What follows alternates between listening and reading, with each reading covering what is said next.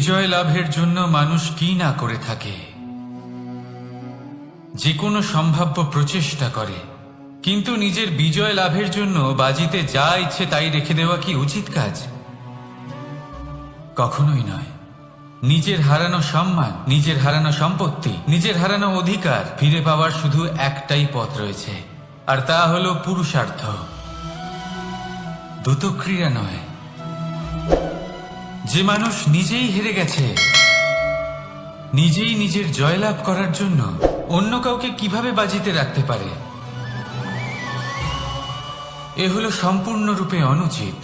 অনেক সময় অনেক ধন লাভ করার জন্য, অনেক সম্পত্তি লাভ করার জন্য আমরা নিজের আসল ধন, আমাদের আপনজন, তাদেরকে হারিয়ে ফেলতেও প্রস্তুত হয়ে যাই।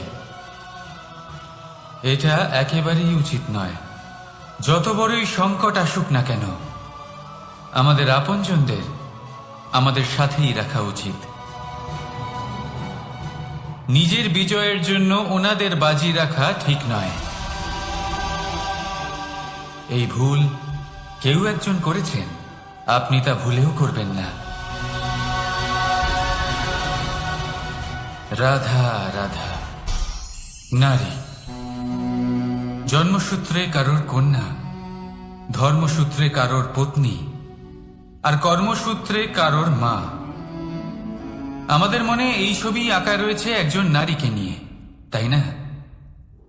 একটা অতুলনীয় ভূমিকা রয়েছে নারীদের আমাদের জীবনে, আর নারী ছাড়া আমরা কিছুই নই। কিন্তু অধিকার, সেখানে আমরা একটা ভুল করে বসি। যখন নারী একজন কন্যা থাকে, যখন সে জন্ম নেয়, তখন তার ওপর অধিকার থাকে তার পিতার। আর তারপর যখন বিয়ে হয়ে যায়, তখন তার অস্তিত্বের উপর অধিকার থাকে তার স্বামীর। আর যখন তিনি মা হন, তখন নিজেই তিনি জীবনের সমস্ত অধিকার দিয়ে দেন তার সন্তানকে। কিন্তু আমরা কি কখনো এটা ভেবেছি এই জীবন হলো তার নিজের? যে নারী সবার কল্যাণ করছেন, তার জীবনের অধিকারও তার কাছেই থাকা উচিত, তাই না? তার নিজের জীবনের সিদ্ধান্ত সে নিজেই নিতে পারেন, নিজেই নিজের ভাগ্যের রচয়িতা হতে পারেন।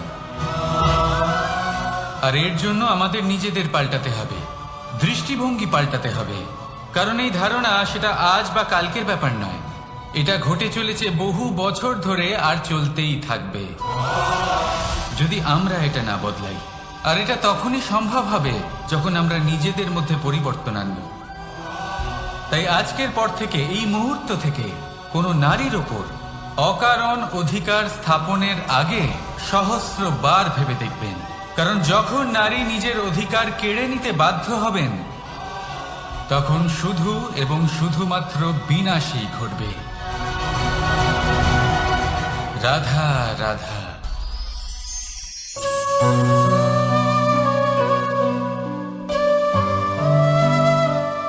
নারী, পুরুষরা যাকে নাম দিয়েছেন ত্রিয়া, কেন দিয়েছেন, কে দিয়েছেন, কেউ তা জানে না।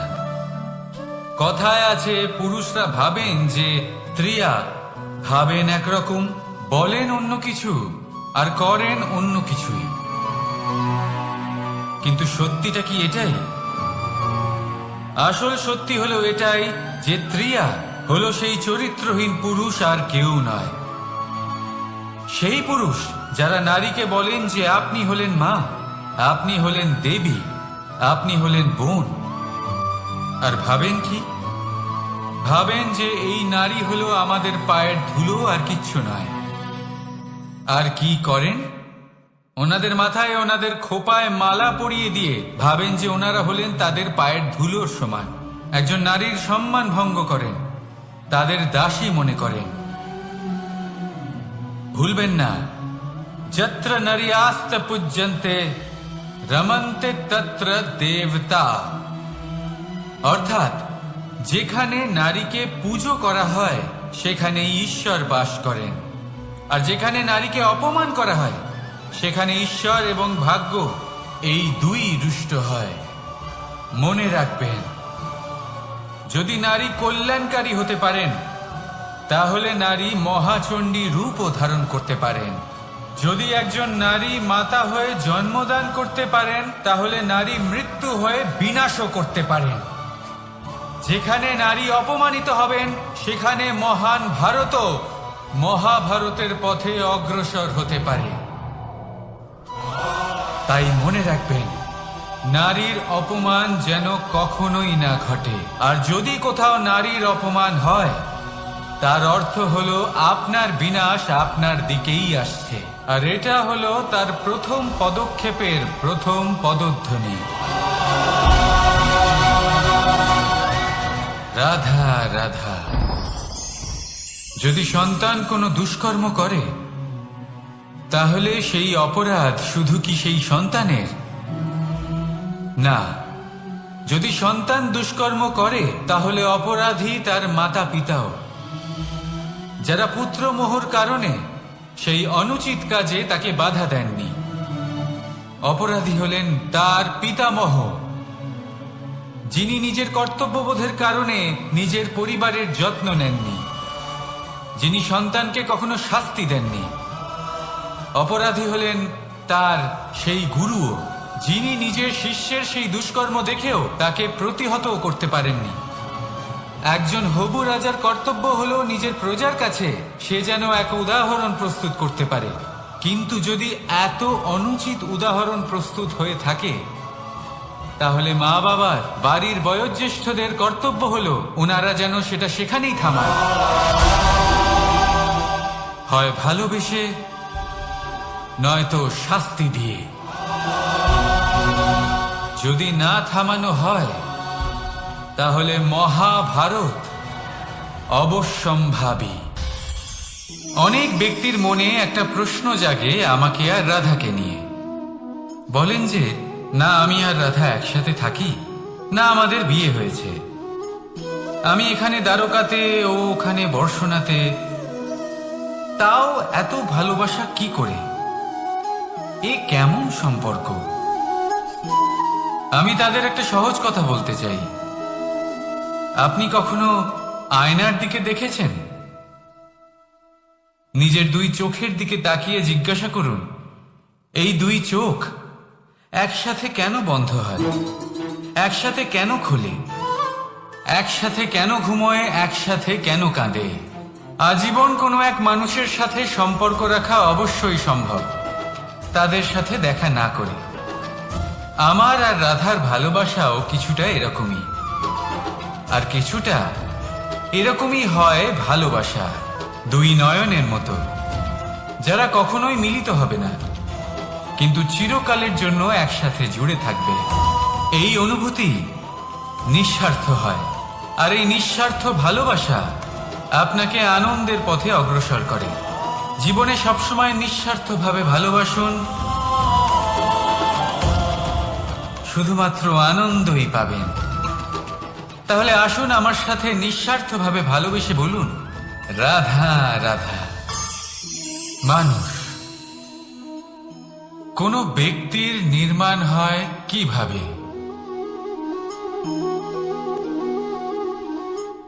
কেউ বলবেন পঞ্চতত্ত্বের দ্বারা, কেউ বলবেন আত্মা, দেহ ও চেতনার দ্বারা, কেউ বলবেন ঈশ্বরের কৃপার দ্বারা, তো কেউ বলবেন এই প্রকৃতির পরীক্ষার দ্বারা। না, মানুষের নির্মাণ হয়ে থাকে বিশ্বাস দ্বারা। ব্যক্তি তখনই গড়ে ওঠেন যখন ব্যক্তিত্ব থাকে, ঠিক কিনা? আর ব্যক্তিত্ব তখনই হবে, আর সেরকমই হবে যেরকম বিশ্বাস আপনি নিজের উপরে রাখবেন। যদি আপনি মনে করেন আপনি বিষের ন্যায় হবেন, তাহলে আপনি বিষাক্তই হবেন।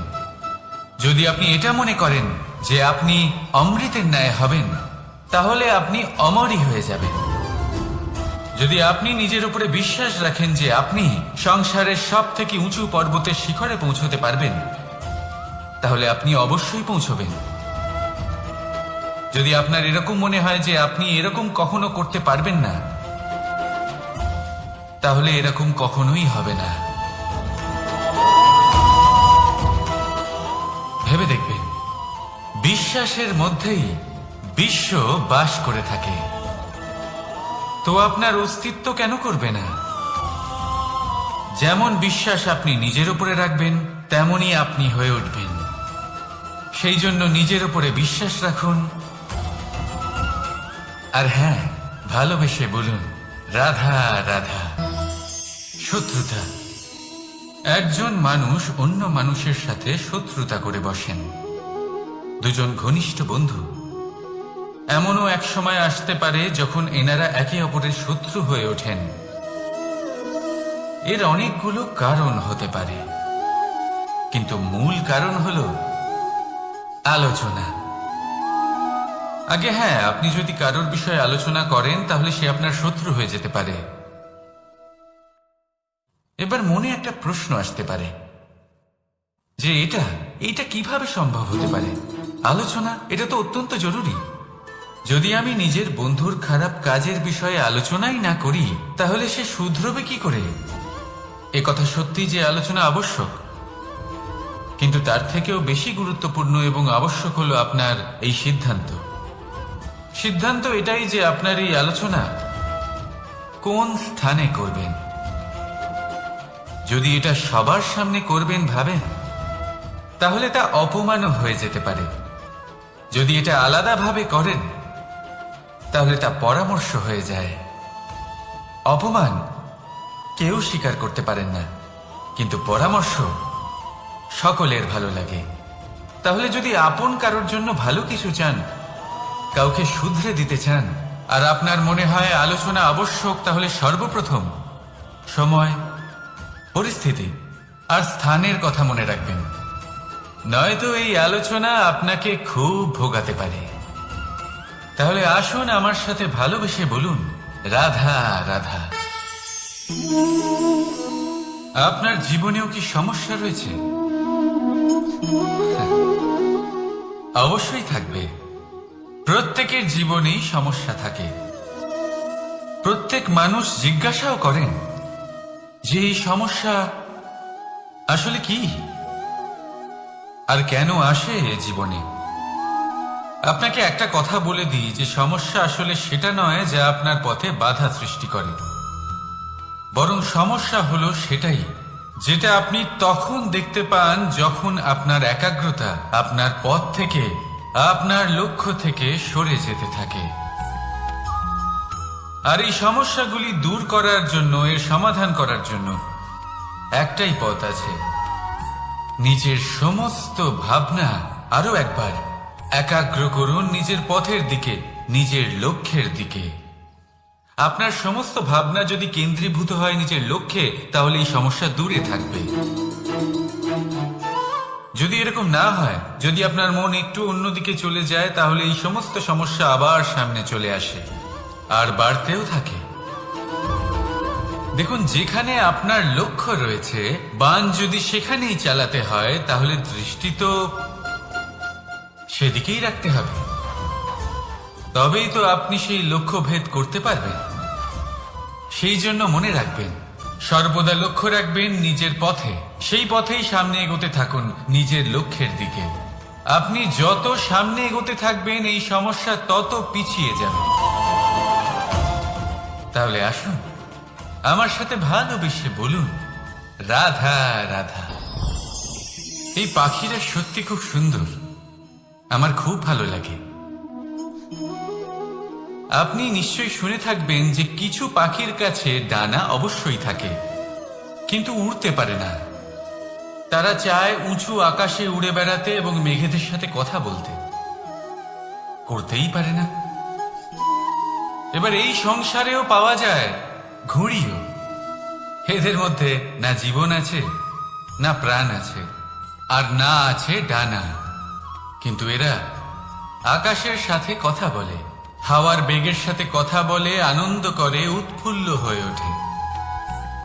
আকাশে জীবনের কিছু মুহূর্ত কাটায়। তার কারণ কি হতে পারে? কারণ হলো সুতো। এই সুতো যদি সঠিক হাতে থাকে, তাহলে এই কাগজের তৈরি ঘুড়িও আকাশের উচ্চতায় উড়ে বেড়াতে পারে। এবার এই সুতো আসলে কি?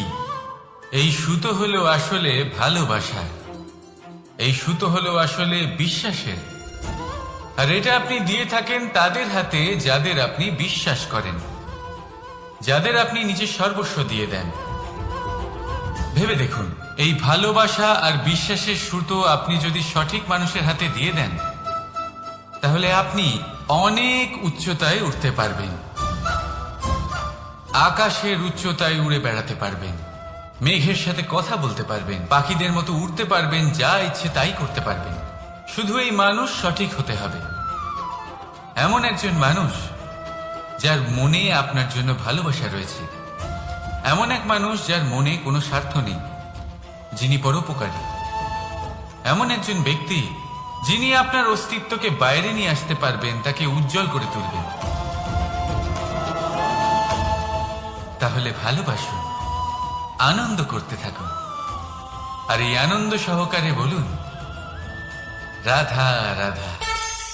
আমরা সকলে এমন ব্যক্তির সাথে থাকতে চাই যারা খুব মিষ্টি কথা বলেন, যাদের ব্যবহার আমাদের ভালো লাগে, যারা দেখতে সুন্দর হন, যাদের আমরা পছন্দ করি। আর সবসময় এমন ব্যক্তির থেকে দূরে থাকতে চেষ্টা করি যাদেরকে আমরা পছন্দ করি না, যাদের কথা আমাদের খারাপ লাগে, যাদের কথা একটু কঠোর হয়। আমরা সবসময় চেষ্টা করি এদের থেকে দূরে থাকার, ঠিক কিনা? কিন্তু যদি বাস্তবটা দেখি, তাহলে এই কঠোরতা জীবনে শান্তির প্রলেপ দেয়। ওষুধও একটু কড়াই হয়, কিন্তু এ কি করে? আমাদের সুস্থ করে তোলে। ঠিক সেইভাবেই ভালোবাসার এই অধ্যায় একটু কঠিন, একটু কড়াও মনে হতে পারে, কিন্তু এর ফল সবসময় আপনাদের স্বাস্থ্যের পক্ষে ভালোই হয়। সেই জন্য যদি কেউ আপনার নিন্দে করে, আপনাকে কড়া কথা শোনায়, আপনার ব্যাপারে আলোচনা করে, তার মানে এটা নয় যে সে আপনার শত্রু। হতে পারে তিনি আপনার বন্ধু হন, আপনার জন্য ভালো চান, আপনাকে শুধরে নিতে চান, আপনার মধ্যে কোনো পরিবর্তন দেখতে চান। সেই জন্য কখনো কারোর কথা শুনে বা কাউকে দেখে প্রাথমিকভাবে এই সিদ্ধান্ত নেবেন না যে তিনি আপনার শত্রু হন নাকি আপনার বন্ধু হন। এমনও শত্রু হয়ে থাকেন যে গুড়ের মতো মিষ্টি মিষ্টি কথা বলে আসলে আপনাকে বিষ পান করিয়ে দেবেন। আর এমনও বন্ধু থাকেন যারা আসলে নিমের মতো কড়া কথা বলেন, কিন্তু আপনাকে অমৃত পান করান। এদের মধ্যে পার্থক্য করতে জানতে হবে, কে আসলে শত্রু হন আবার কে আসলে মিত্র হন। এই পার্থক্য যখন আপনি করতে শিখবেন, তখন আপনি এই সংসারের সব থেকে সুখী প্রাণী হয়ে উঠবেন। এই পার্থক্য বোঝা সহজ নয়, কিন্তু অবশ্যই আবশ্যক। রাধা রাধা। অসুখ। এমন কোনো মানুষ আছেন এই সংসারে যার অসুখ করে না? প্রত্যেক মানুষ কখনো না কখনো অবশ্যই অসুস্থ হয়েছে, তার এই শরীর রোগের শিকার অবশ্যই হয়েছে। এবারে দেখুন, এই রোগ আসে, আবার এই রোগ চলেও যায়, কিন্তু সেই রোগ আমাদের কষ্ট দিতে কেন সক্ষম হয়? কারণ হলো স্বচ্ছতা। যদি এই স্বচ্ছতা শরীরে না থাকে, তাহলে মানুষকে শারীরিক কষ্ট পেতেই হবে। ঠিক সেইভাবেই অত্যন্ত প্রয়োজনীয় হলো এই স্বচ্ছতা যেন মনেও থাকে। যদি এই স্বচ্ছতা মনে না থাকে, তাহলে মানুষ চারিত্রিকভাবে কষ্ট সহ্য করেন। এবারে নিবারণ কি হতে পারে? বড়ই সহজ এর উপশম। যদি রোগ শরীরে হয়, তাহলে সর্বপ্রথম স্বচ্ছতা বজায় রাখতে শিখুন, এই শরীরকে পরিষ্কার রাখতে শিখুন। বিচক্ষণতার সাথে এই রোগের সম্মুখীন হন, ভয় পাওয়ার কোনো দরকার নেই। ব্যায়াম করতে থাকুন, সব ঠিক হয়ে যাবে। সেইভাবেই যদি এই অসুখ মনে হয়, তাহলে কি করা যায়? সর্বপ্রথম তার আধারের উপরে নজর দিন। আপনার এই আধারই হলো আপনার আহার। যা আপনি আহার করবেন, সেরকমই মানুষ হয়ে উঠবেন। সেইভাবেই আপনি যেরকম ভাবেন, সেরকমই মানুষ হয়ে উঠবেন। সেই জন্য নিজের ভাবনাকে শুভ করুন, নিজের দৃষ্টিভঙ্গিকে শুভ করে তুলুন, সবকিছু সঠিক হবে। আপনার আমার সবার মধ্যেই এক রাক্ষস বাস করে, তার সম্মুখীন হন, তাকে পরাস্ত করুন। তাহলে এই রোগ সে শরীরেই হোক বা মনের মধ্যে, যদি সঠিক সময় তাকে আটকানো না যায়, তাহলে যে কোনো সময় তা মহামারীর রূপ ধারণ করবে। সেই জন্য সাবধানে থাকুন, সুস্থ থাকুন। তাহলে আসুন আমার সাথে ভালোবেসে বলুন, রাধা রাধা। বাজ পাখিকে পক্ষীরাজ বলা হয়। বাজের আয়ু হলো মোটামুটি 70 বছর। এবার 40 বছর হতে হতেই ওদের পালক লম্বা এবং ভঙ্গুর হয়ে যেতে থাকে। ঠোঁট বেঁকে যায়, ডানা ভারী হয়ে যায়, অর্থাৎ আগের মতো উঠতে পারে না, সেই শক্তি থাকে না। এবার সেই বাজ কি করবে? বাজ সব থেকে কঠিন নির্বাচন করে, নির্বাচন নিজের পুনর্স্থাপনার। সর্বপ্রথম একটা বিশাল পর্বতে যায়, একান্তে নিজের এক বাসস্থান তৈরি করে, আর তারপরে পাথরের সাথে নিজের ঠোঁট বারবার আঘাত করতে করতে সেই ঠোঁট ভেঙে ফেলে।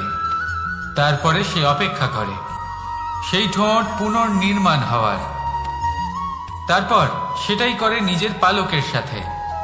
তারপরে নিজের ডানা থেকে এক এক করে ভারী পালকগুলো ছিঁড়ে ফেলে দেয়।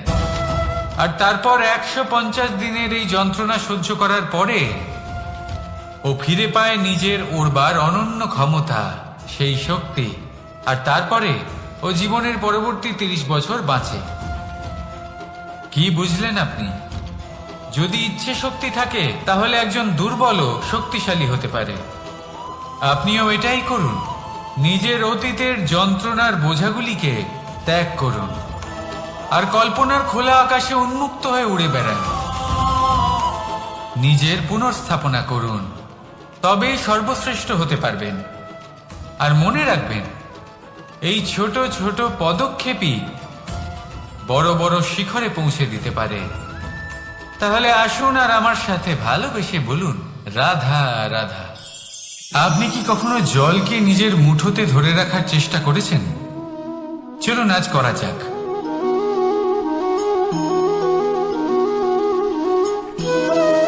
যদি আপনি নিজের মুঠো জোরে বন্ধ করেন, জল ধরে রাখতে পারবেন না। যদি আপনি তাকে এমনি বইতে দেন, তাহলে ও নিজের পথ নিজেই করে নেবে আর আপনার হাতেও থেকে যাবে। আমাদের জীবনও হলো কিছুটা এরকম, জলের মতো। নিজের পথ নিজেই করে নেয় এই জীবন। প্রত্যেক সমস্যার সমাধান নিজেই করে নেয় এই জীবন। তাই জীবনে যখন কোনো পরিস্থিতি আমাদের প্রতিকূল হয়ে থাকে, কিছুই হয়তো আমরা বুঝতে পারছি না, কিছুই যখন বসে থাকে না, তখন আমরা হতাশ হয়ে পড়ি, নিরাশ হয়ে পড়ি। আর এটাই করা উচিত নয়।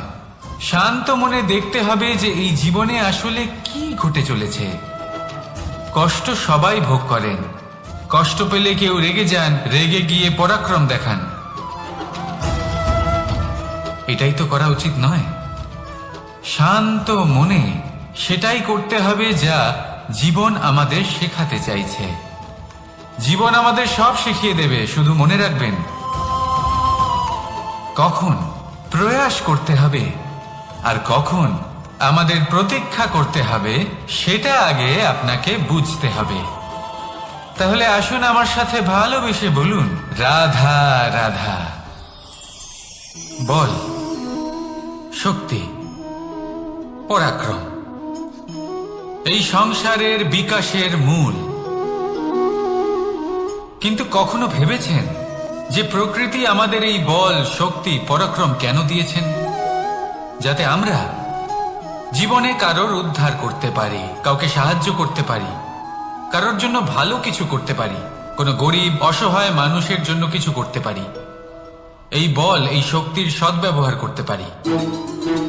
কখনো দেখেছেন এমন মানুষ যার কাছে অসীম শক্তি আছে, কিন্তু তার সাথেই অসম্ভব অহংকারও রয়েছে? যিনি নিজেকে সর্বশ্রেষ্ঠ বলে মনে করেন, খারাপ কাজও করেন। আপনি দেখবেন প্রকৃতি এবং মানুষ তাকে ভাঙতে সর্বদা চেষ্টা করেন। মনে রাখবেন, যতই সুবিশাল পর্বত হোক না কেন, তা যদি পথে পড়ে, তাকে ভেঙে পথ প্রশস্ত করা হয়।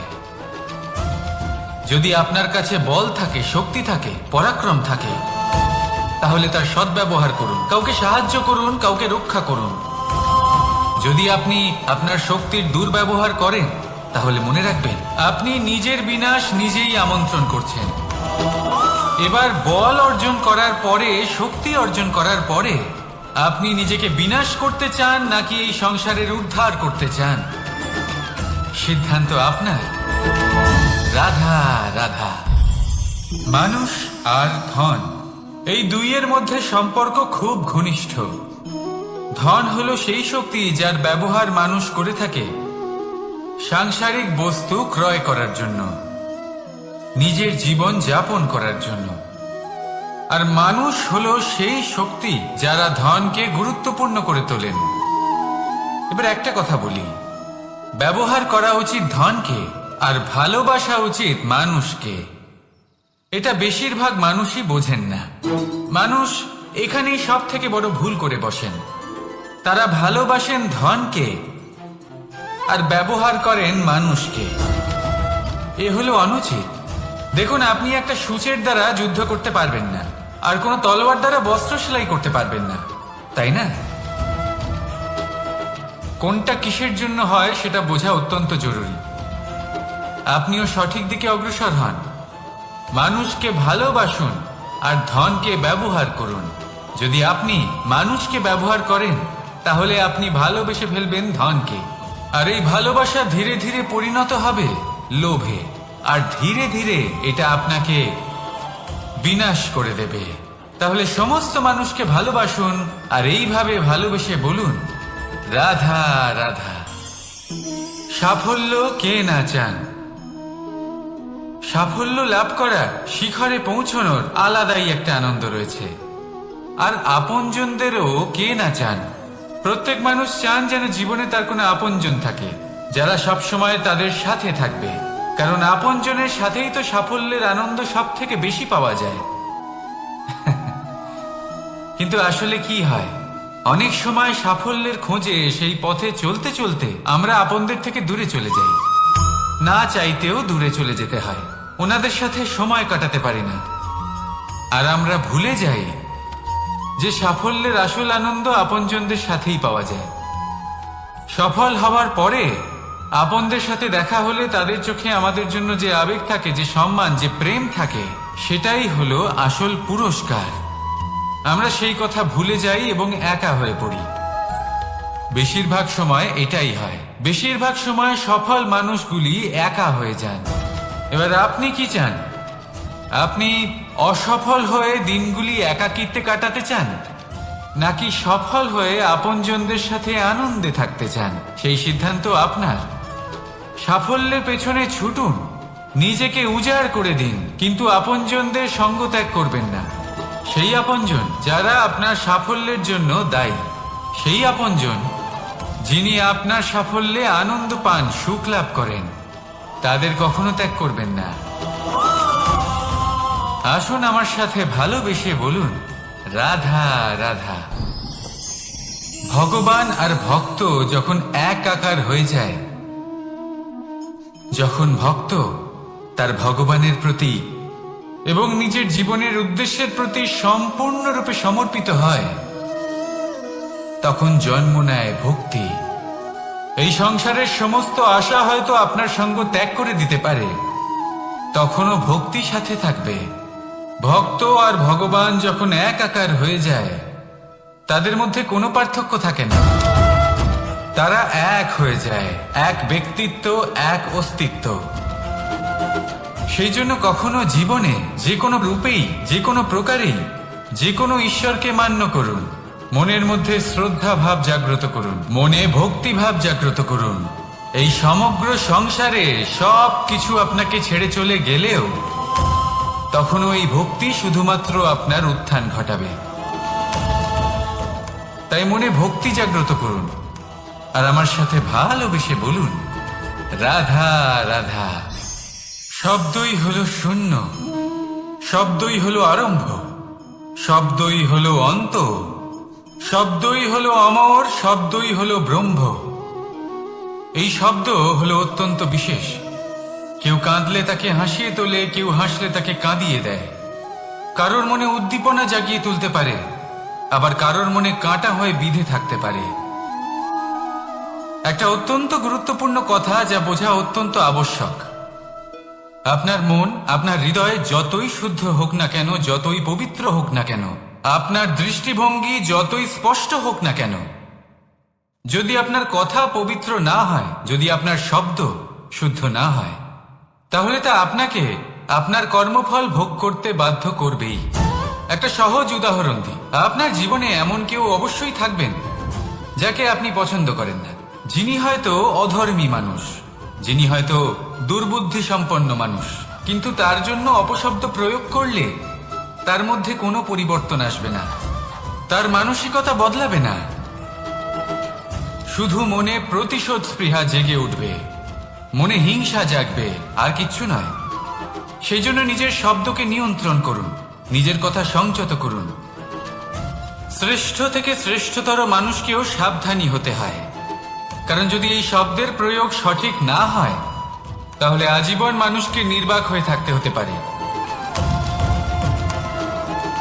তাহলে নিজের শব্দ নিয়ন্ত্রিত রাখুন, নিজের কথাকে শুভ করুন, এতে প্রেমবোধ জাগিয়ে তুলুন, আর সেই প্রেমবোধ নিয়েই বলুন রাধা রাধা। বরদান এবং অভিশাপ, এই দুই হলো একই মুদ্রার দুটি পিঠ। এই বরদান আমরা অনেক কারণে পেতে পারি, কখনো নিজের পরিশ্রমের কারণে, কখনো নিজের তপস্যার কারণে, কখনো আমাদের পূর্বপুরুষদের কর্ম ও তপস্যার কারণে। কিন্তু এই বরদান কতক্ষণ বরদান থাকবে তা আমরা নিশ্চিত করতে পারি না, তা সুনিশ্চিত করে শুধুমাত্র আমাদের কর্ম। যদি আপনাকে উদাহরণ দিই, আপনি রেশমের কীট দেখেছেন? ও বরদান পেয়েছে যে ও নিজের সুরক্ষার জন্য খোলস বানাতে পারে। এবারও তাতে এত মত্ত হয়ে যায় যে এমন এক আবরণ বানিয়ে ফেলে যাতে সে নিজেই আবদ্ধ হয়ে চাপা পড়ে মরে যায়। এটার তাৎপর্য কি? তাৎপর্য খুবই সরল। গর্ব করা খুবই ভালো, কিন্তু অহংকার করা কখনোই উচিত নয়। যদি অহংকার মনের মধ্যে প্রবেশ করে, তাহলে এই বরদান অভিশাপে পরিণত হতে সময় লাগে না। আর যদি কর্মশ্রেষ্ঠ হয়, তাহলে অভিশাপ বরদানে পরিণত হয়। তাহলে আসুন, শ্রেষ্ঠ কর্ম করুন আর আমার সাথে ভালোবেসে বলুন রাধা রাধা। সুখ, দুঃখ, মৃত্যু, মহামারী, এগুলো কখনো বলে আসে না, আবার জিজ্ঞাসা করেও আসে না। এমনই হয় দ্রুত ক্রীড়ার এই খেলায়। এক কারাগারের মতো, একটা মাকড়সার জালের মতো। যেমন একটা মাকড়সার জাল একটা পোকাকে নিজের দিকে আসতে আকর্ষিত করে, নিজের চমকের দ্বারা, নিজের গঠন দ্বারা, সেরকমই দ্রুত ক্রীড়ার এই খেলা মানুষকে নিজের দিকে আসতে প্ররোচিত করে। শেষে গিয়ে মানুষ আটকা পড়ে। পার্থক্য শুধু এটাই, যখন এক পোকা এই জালে জড়িয়ে পড়ে তখন সে তার প্রাণ হারায়। মানুষ যখন এই দ্রুত ক্রীড়ায় আকর্ষিত হয়, সে নিজের মান, নিজের ধন সব কিছু হারায়, নিজের বিবেক হারিয়ে ফেলে। কিন্তু আপনি আপনার বিবেক কখনোই হারাবেন না। যদি আপনার মনে লোভ চলে আসে, আপনি লোভী হয়ে ওঠেন। যদি আপনি দ্রুত ক্রীড়ার এই খেলায় আটকা পড়েন, তাহলে মনে রাখবেন, এই খেলা থেকে ফিরে আসা প্রায় অসম্ভবই বলা যায়। নিজের বিবেক কখনো হারাতে দেবেন না, কারণ বিনাশ আসার প্রথম লক্ষণ হলো বিবেকের বোধ চলে যাওয়া। এই প্ররোচনায় কখনো পা দেবেন না। আর আমার সাথে ভালোবেসে বলুন রাধা রাধা। বিজয়, বিজয় লাভের জন্য মানুষ কি না করে থাকে, যে কোনো সম্ভাব্য প্রচেষ্টা করে।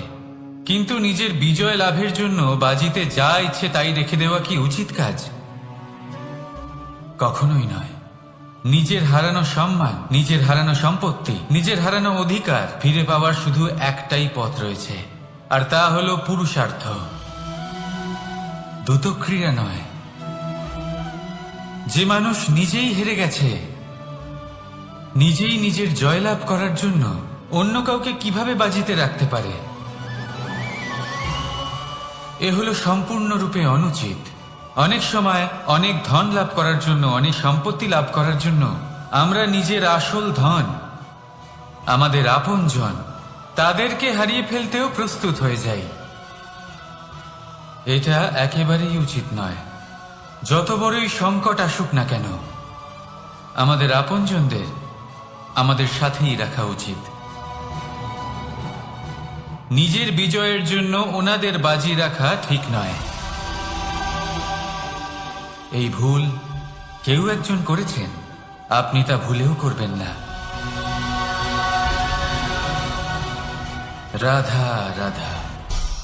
নারী জন্মসূত্রে কারোর কন্যা, ধর্মসূত্রে কারোর পত্নী, আর কর্মসূত্রে কারোর মা। আমাদের মনে এই ছবি আঁকা রয়েছে একজন নারীকে নিয়ে, তাই না? একটা অতুলনীয় ভূমিকা রয়েছে নারীদের আমাদের জীবনে, আর নারী ছাড়া আমরা কিছুই নই। কিন্তু অধিকার, সেখানে আমরা একটা ভুল করে বসি। যখন নারী একজন কন্যা থাকে, যখন সে জন্ম নেয়, তখন তার ওপর অধিকার থাকে তার পিতার। আর তারপর যখন বিয়ে হয়ে যায়, তখন তার অস্তিত্বের ওপর অধিকার থাকে তার স্বামীর। আর যখন তিনি মা হন, তখন নিজেই তিনি জীবনের সমস্ত অধিকার দিয়ে দেন তার সন্তানকে। কিন্তু আমরা কি কখনো এটা ভেবেছি এই জীবন হলো তার নিজের? যে নারী সবার কল্যাণ করছেন, তার জীবনের অধিকারও তার কাছেই থাকা উচিত, তাই না? তার নিজের জীবনের সিদ্ধান্ত সে নিজেই নিতে পারেন, নিজেই নিজের ভাগ্যের রচয়িতা হতে পারেন। আর এর জন্য আমাদের নিজেদের পাল্টাতে হবে, দৃষ্টিভঙ্গি পাল্টাতে হবে। কারণ এই ধারণা সেটা আজ বা কালকের ব্যাপার নয়, এটা ঘটে চলেছে বহু বছর ধরে আর চলতেই থাকবে যদি আমরা এটা না বদলাই। আর এটা তখনই সম্ভব হবে যখন আমরা নিজেদের মধ্যে পরিবর্তন আনব। তাই আজকের পর থেকে, এই মুহূর্ত থেকে, কোনো নারীর ওপর অকারণ অধিকার স্থাপনের আগে সহস্রবার ভেবে দেখবেন। কারণ যখন নারী নিজের অধিকার কেড়ে নিতে বাধ্য হবেন, তখন শুধু এবং শুধুমাত্র বিনাশই ঘটবে। রাধা রাধা।